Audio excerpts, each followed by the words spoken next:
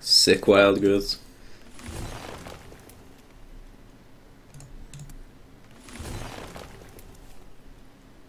Alright.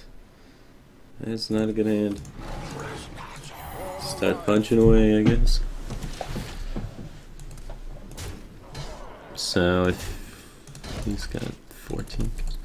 He's getting towards the point where he can Antonitis generate a bunch of fireballs because we've just been unable to put real pressure on him. And that's when things get sticky. But he's running torches with heal. Maybe no Tony then. Alright, hopefully we find Azure Drake. Alright, guess we're making 1/1s.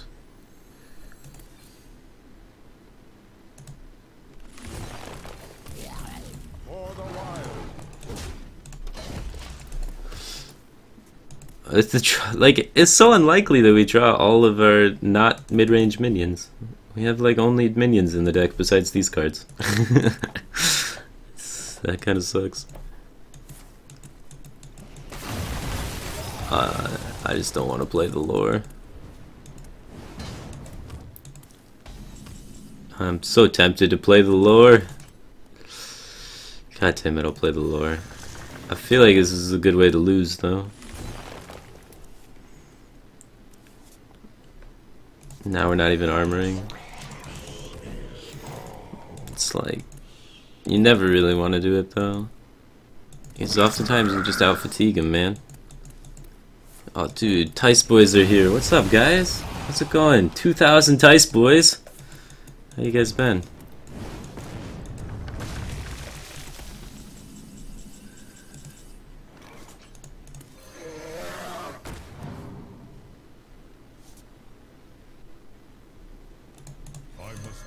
Well, now we're trying to kill him instead of fatiguing him out, I guess.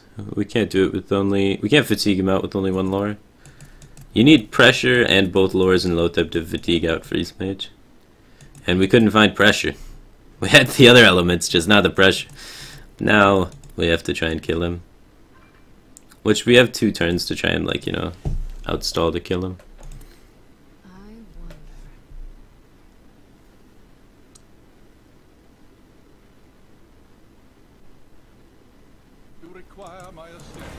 Man, he runs Healbot, Torches, and look. Does this guy just run Torches instead of Fireballs?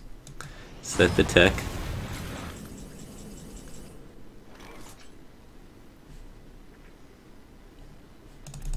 We're so many cards deeper than he is. It's kind of funny.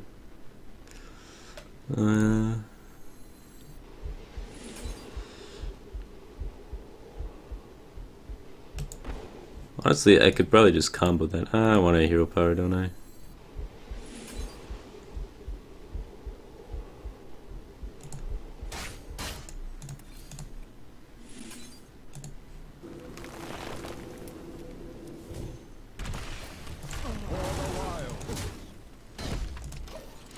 Just keep hero power in every turn, you know?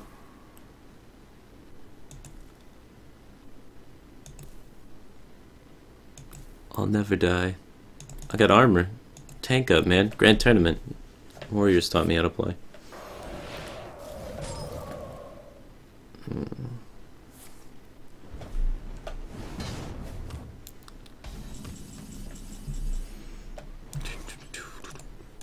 Two blizzards and 1 flame strike used already. So I don't think the extra 4 damage immediately is worth anything, but taunt mode so it lives through flame strike is pretty worthwhile.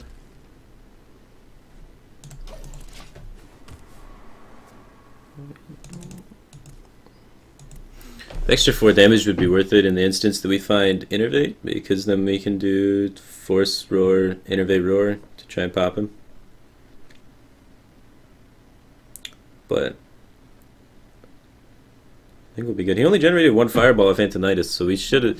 If we saved the lore and then he only generated 1 fireball off Antonitis, we could have also fatigued him then. But I figured he was going to generate like 3. He's using the fireball now. And he's stopped drawing cards. He's going to try and take us to fatigue. What a weird game, man. What a weird game. Alright, we can pop him, right? 24. So we should pop him. We have Lothab in the hand, we got Lore in the hand. It's good stuff.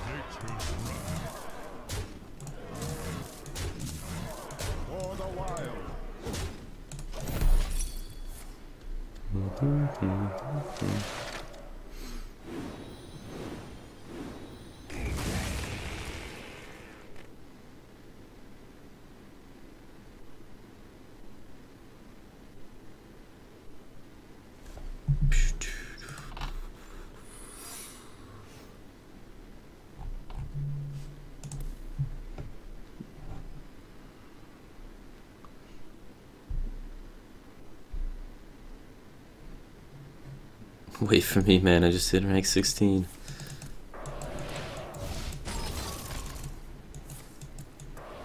He's going in.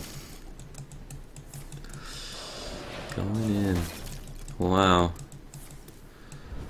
He's packing a punch.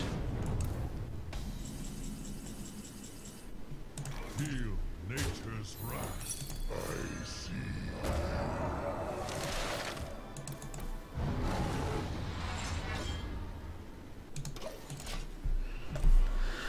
Alright. 15 damage. I don't think it's possible. Well played. You win. Yeah. Still not sure if drawing with lore there was even correct. We may have lowered our win percentage by drawing with lore there, but we still won, so it's something to think about for sure. Sometimes it's right to draw with lore. Against Torch Mage, oftentimes it's not though. And everyone's been playing torches lately. And they oftentimes can accumulate like 25 damage, and you really need the lore to heal even after the Lothab. And with 2 lores, sometimes they, like oftentimes they don't run into Nidus, but really, it's really hard to predict what your opponent's doing at rank 14. Like, there's not really, no, people are not playing the standard meta decks. Everyone's got their own little tweak on it. Alright, this hand's good.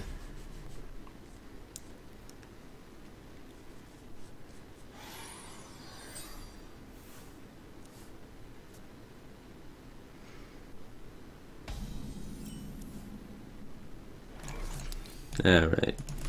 Living Roots kills leopard gnomes. It's good stuff.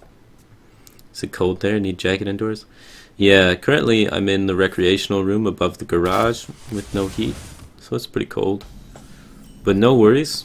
I've got on March 16th I will be moving into my own house. I got one, so I'll have a place to live. It'll be pretty sweet. So it just took a really long time to buy a house. I don't know if you've ever done it before, but God, it takes forever. It's a lot of work. But I'm glad that's all finally done with. Alright, so this guy's playing the injured Cavalier Jackie Chan Hunter. So I'm pretty sure that has no kill commands.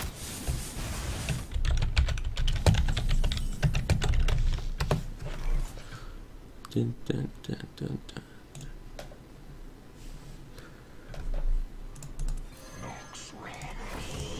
Alright, let's do that.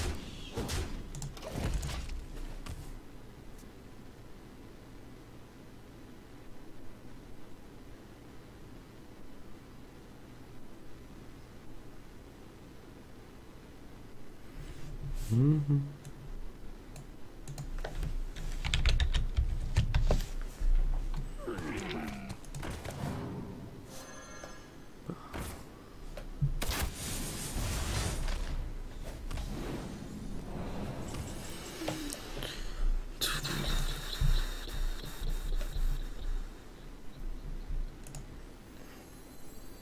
Yeah, probably just draw 2. Probably just keep the Shade Stealth and kill this thing. I got this Innervate now, I could kill it. Play around Houndmaster a little bit. Sure. Seems fair.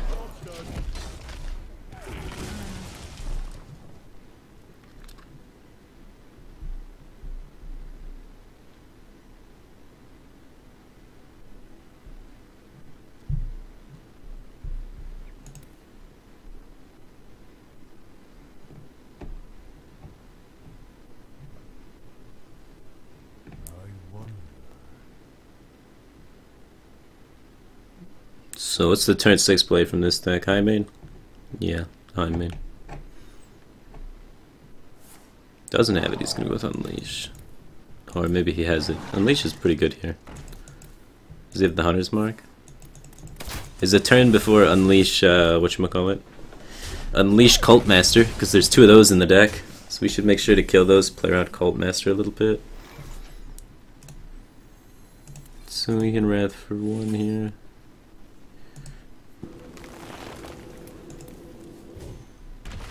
Yeah, nothing good in the hand.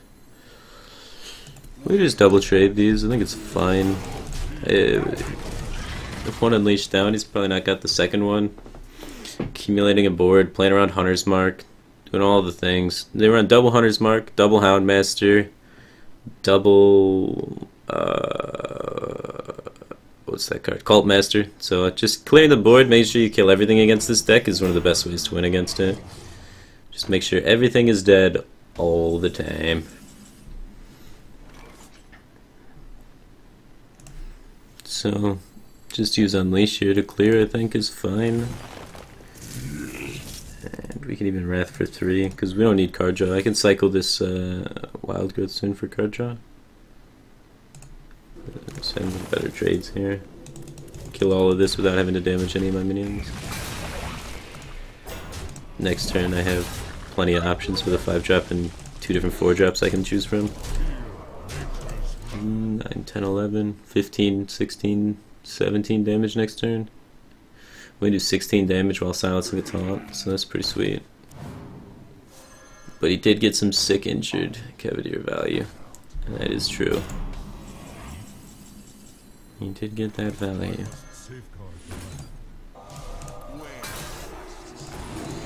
Yeah. I think really if you just make sure your opponent's minions are dead every turn against this deck, you shouldn't have too much trouble as long as you're playing anything that makes kind of sense. So Druid. But the guy got rank 1 with it, which is pretty cool. He was able to have that little gimmick in there and nobody saw it coming. Everyone's trying to race him because, you know, Hearthstone hit face. And he was able to punish him for that.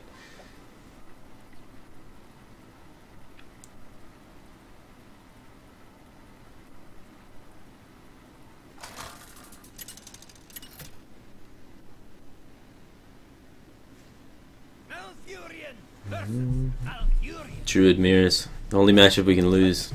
Never lucky. Nature must be preserved.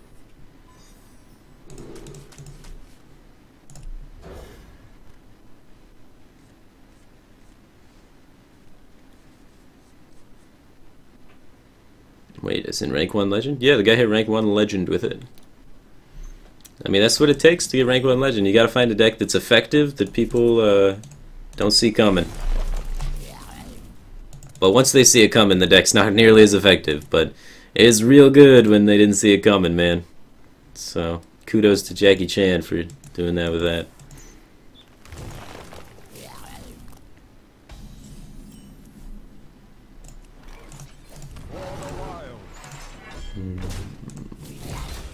I don't think we play around anything by trading with the Living Roots, so I'm gonna hit him in the face with it. Play around like Knife Juggler juggles, I guess.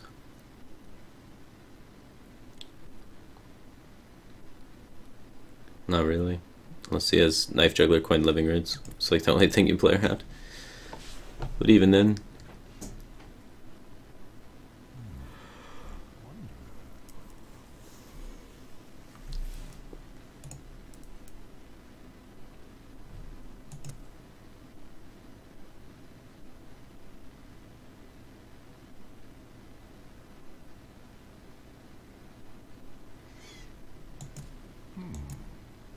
Man, Dizzy Frog, it is a good deck.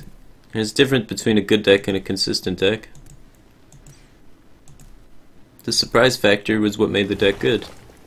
The surprise factor gone, deck's not nearly as good. Not really consistent with without the surprise factor.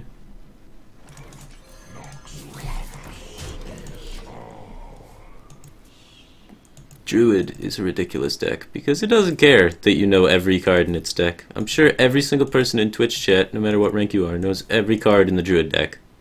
all 30 of them. And it doesn't matter, the deck is still insane.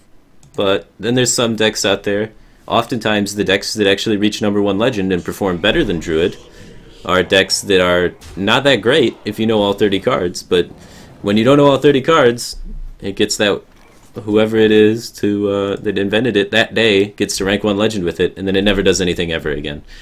So there's differences.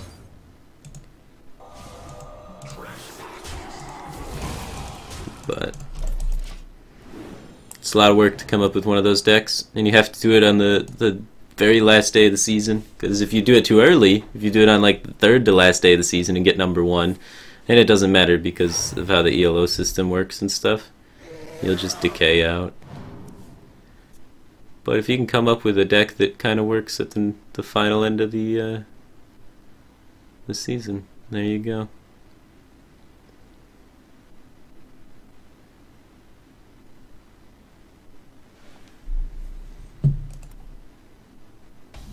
Klento went on longer winning streaks on rank 2. Yeah, Klento was on a different server though. The North American and the European servers are different.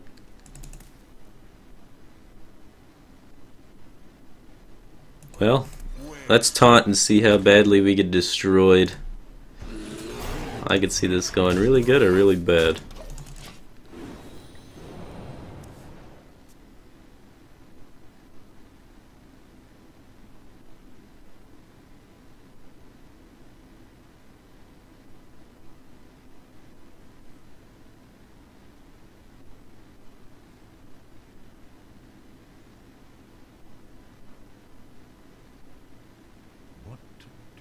Oh, he did on both servers? Well, then that's unfortunate. I don't know. All I do know is that as the season goes on longer, ranks jump more. So if on the last day, the ranks will be jumping way more than they jump on the second to last day. There's just something they do to the servers or the rankings or something, but it makes everything, your wins give you more points and your losses lose you more points on the last day. You can like map it out and look at it. So the last day, they purposely make it more jumpy.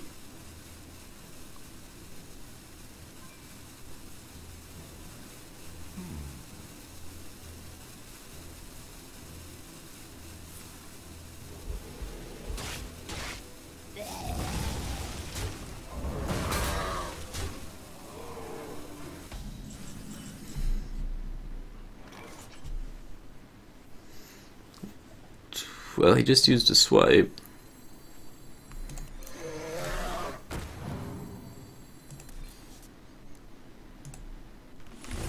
Hopefully he doesn't have a low tub, man.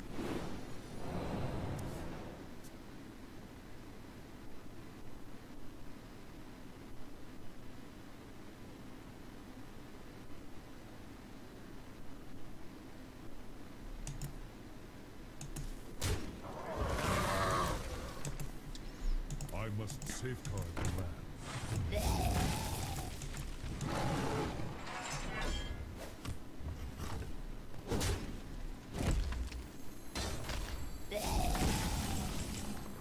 Man, what is this hand? I guess I'm saving the wild growth to cycle, but if we draw a force though, we can Lothab Hero Power his face, and then he doesn't kill the Lothab, Force Rory's dead. Might be able to get that going on. Nope, we're dead. Innervate's a sick pickup. For the wild.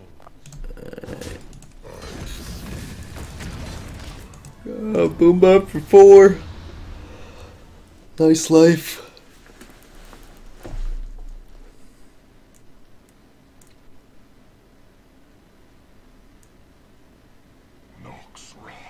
Is Druid really OP? The people that get to top 100 are not playing combo Druid. Well, I bet you most of the people that get to top 100 played combo Druid. I think a large percentage of them did. So I don't know where you're getting your information from, but sick life.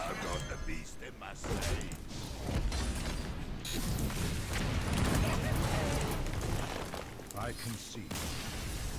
Could have held tried to stay alive here, but that's force of nature. But if we stayed alive, we could have tried to find our force of nature, hit him for 22. But there was no way that was happening. There was literally no way.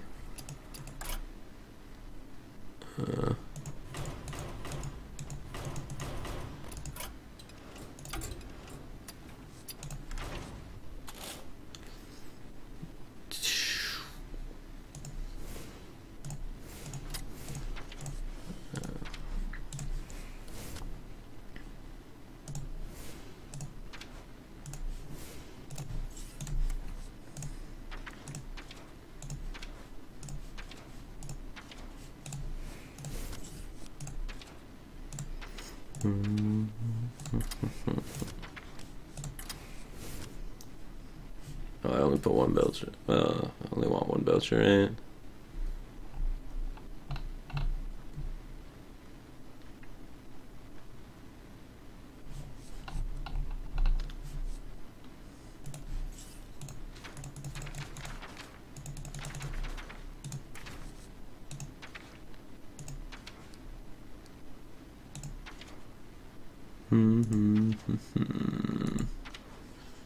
Missing something.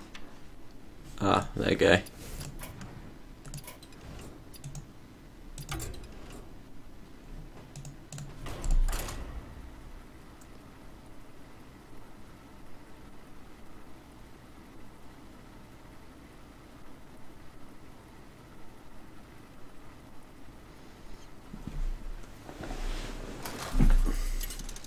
This is the deck that finished #1 on Asia. People used it because it was able to add value in the Druid mirror. Things like Black Knight and whatnot. And still be Druid and have a good chance in the other thing. Its big strength that made it hit #1 was the fact that it ran one combo. And everybody thought it ran two combos, so they all still played around double combo. Whereas if they know you only have one combo, the deck's much less effective. But this sort of gimmick separated it from the other mid-range Druids and allowed it to get #1. So that's kind of what I was trying to explain with the whole Hunter deck. It has the same sort of thing. That deck didn't have kill commands and some other cards that you always expect from Hunter. That's why it's able to get #1. But as soon as that gimmick's up, it's not as good. You know? This has a few gimmicks in it. It's got Black Knight. It's only got one combo. So, things like that. Recently, well not too recently, but I got second place in WCA on the back of a Druid with 2 Living Roots. Back before anyone played Living Roots, everyone played 0 copies of Living Roots and 2 Aspirants. And I was able to get second place in a tournament that required you to win like 20 rounds or whatever. But everyone would mulligan for Aspirant, and nobody figured out until like the second to last round I didn't have Aspirant in my deck. Because they were like, Druid has... That was back when Druid always had 2 Aspirants. So things like that, those sort of gimmicky things, that's how people usually end up getting first place in Hearthstone. Those little tweaks like that.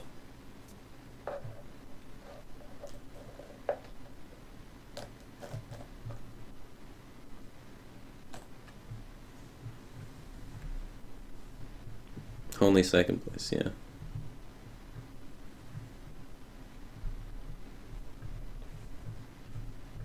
I get so frustrated so quickly after losing a game. What would you advise? I would advise for you to play some Murloc Mage. It's pretty sick. You may not win with it, but you'll do some crazy shit before you die.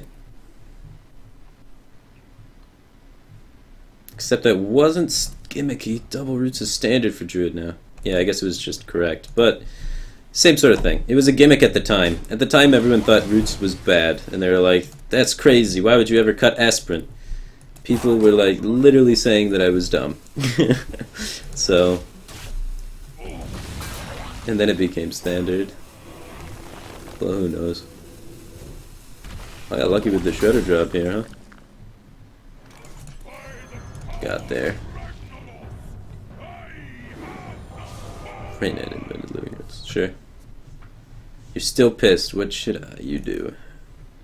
If you're still angry after playing Murloc Mage, you should probably Maybe do Tavern Brawl, those are pretty fun. Detail yourself with some Tavern Brawl action.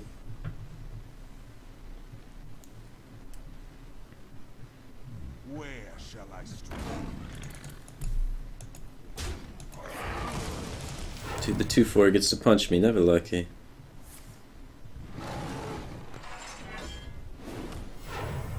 Never lucky.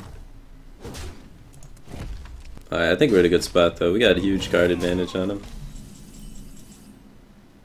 And an Ancient of War. Please no Black Knight. Please no Black Knight.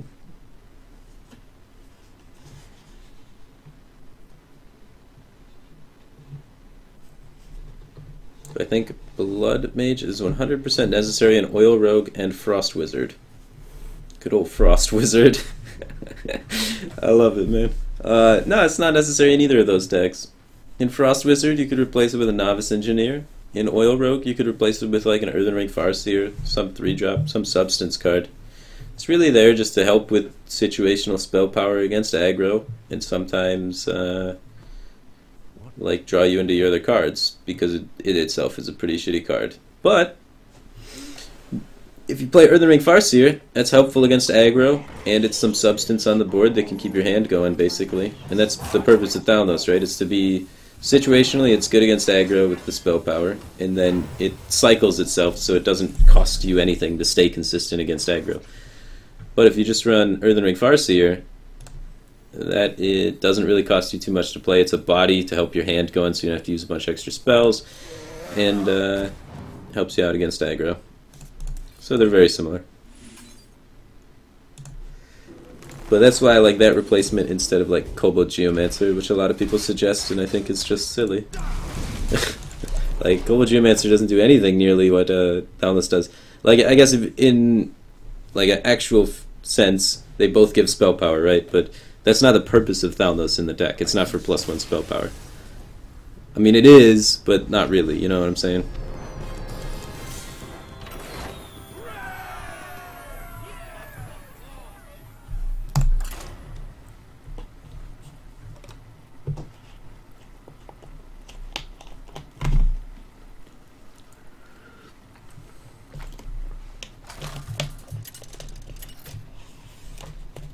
Geomancer's the 2/2, it's better. That guy didn't understand a word I said. I will fight with honor. I must protect the wild. Paladin, man. Paladin can be trickier with only one combo, that's for sure. None of these are ramp effects. You want a really hard mulligan for ramp effects when you have this many 6-drops in your deck. They're pretty important. What about Shiv? +1 damage and it cycles. Shiv's pretty good too, yeah. This hand feels a lot smoother than Standard Druid. Yeah, it is a lot smoother than Standard Druid, but not having the threat of damage means your opponent can just kind of punch you in the face instead of trading with your minions, and then you're gonna die. So that's the disadvantage of this deck. If this becomes popular and people start playing one combo Druid, they just punch people in the face and ignore the threat of combo, and then you'll win. So the element of surprise is really what makes the deck strong. If the element of surprise is taken away, the deck kind of blows, because then people punch you in the face and kill you.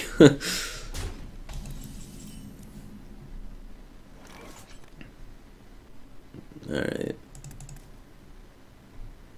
I don't want to deal with either Noble Sacrifice or Revenge.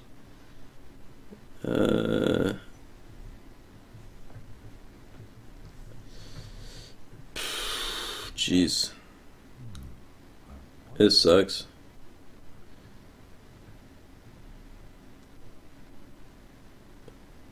Well, guess we'll attack face and see if it's Noble Sacrifice. Not Noble Sacrifice, then I guess we're not Wrathing Revenge. Nah, I still think I have to Wrath. Nah, I didn't play around Redemption. If I was gonna Wrath anyway, I should have Wrath first. Alright, cool. Not punished for being bad, seems good. We got Loatheb next turn to try and trade into that zombie chat. We don't take too much damage because we get the heal back. You always look for Innervate or Wild Growth in the mulligan. Yeah, with this deck especially, the early game is a lot less lacking. Look for Innervate, Wild Growth, Aspirant, and Roots in some matchups. But the early game is a little bit lacking, and ramp effects in this deck are extremely good. Like, you can't really get a dead draw with Innervate in this deck. In standard double combo Druid, you can get a dead draw with Innervate because there's more situational cards. So you can sometimes have a hand where you Innervate into nothing, for example, and run out of steam really fast. This deck shouldn't have that problem because there is just simply more minions. So you should pretty much always have minions to Innervate, and your hand shouldn't fizzle out as much because you have 3 6 drops and as many 5 drops, you know. I think I still Sylvanas. Living Root seems like it's too weak here. Like, we could have Living Roots cleared that and just dropped Aspirin, but it's like not developing anything behind the Living Roots is pretty shit. Aspirin isn't worth developing, really. It just dies for free and doesn't clear anything on board. So we're taking this Gamba. Where are we? He's gonna try and smork us out. No, he is gonna trade. I think I would have just went face if I was him, but it would have been super vulnerable to swipe.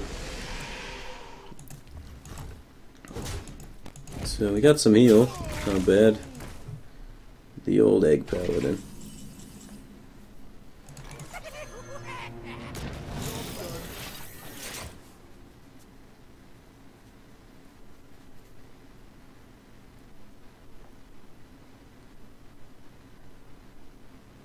Who am I? Egg Paladin with Mysterious Challenger. So yeah, already used Avenge. Maybe he's got a bunch of secrets in his hand? I don't know what's going on with that. It's gotta be something. Wow. Maybe I'll just kill the Challenger.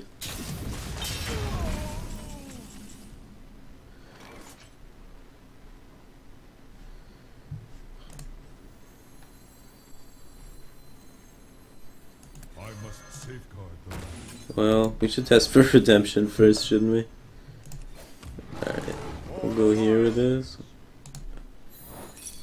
So, Noble Sacrifice, probably Avenge.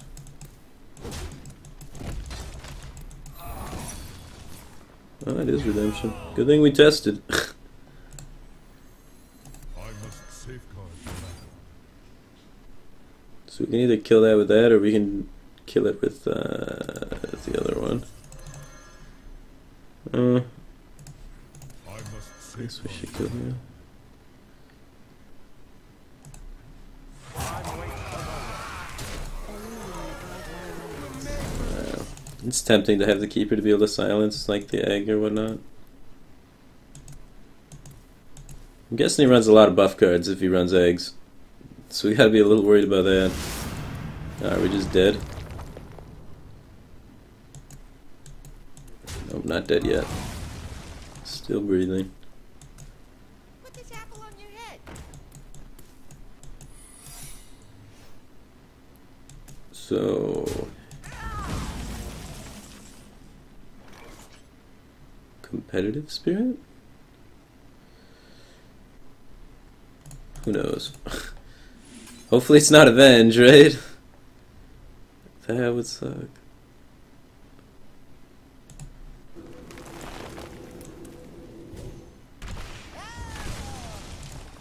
It's competitive spirit. Okay. I've got the beast. Tempo BGH, man, the dream. If it's all lives, we'll have exact lethal. So he needs to taunt or kill something, otherwise he dies. Because we hit our one combo. Sometimes lucky. So that's not a taunt. That didn't kill anything. That's not a taunt. That didn't kill anything. Sick lethal setup, bro. Reporting for duty.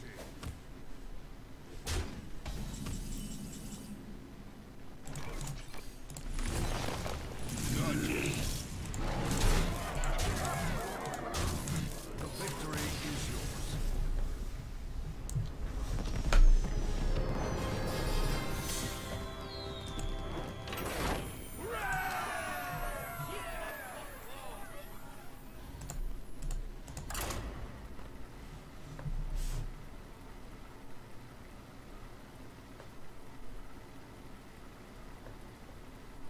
Getting her done.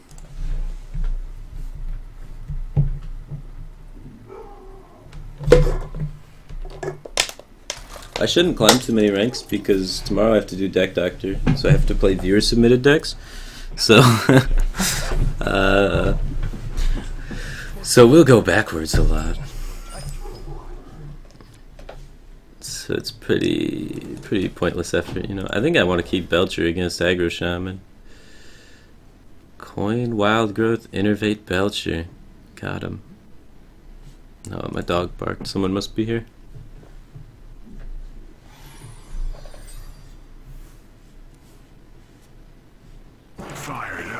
Wava just subscribed for 2 years in a row. Welcome back to the Batcave team thing, man.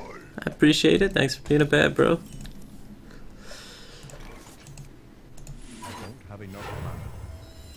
My coin was lagging.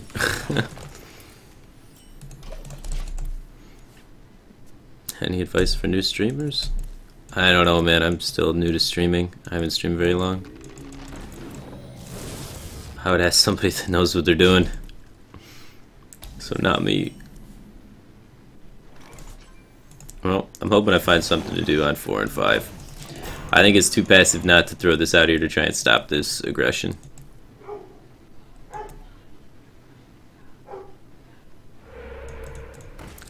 We're fucked.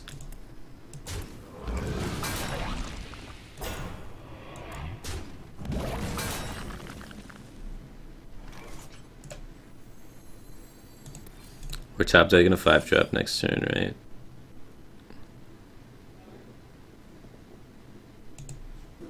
Okay.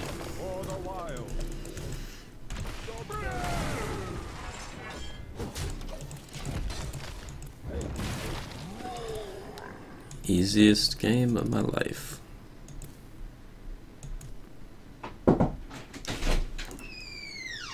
Comcast is. I feel icky.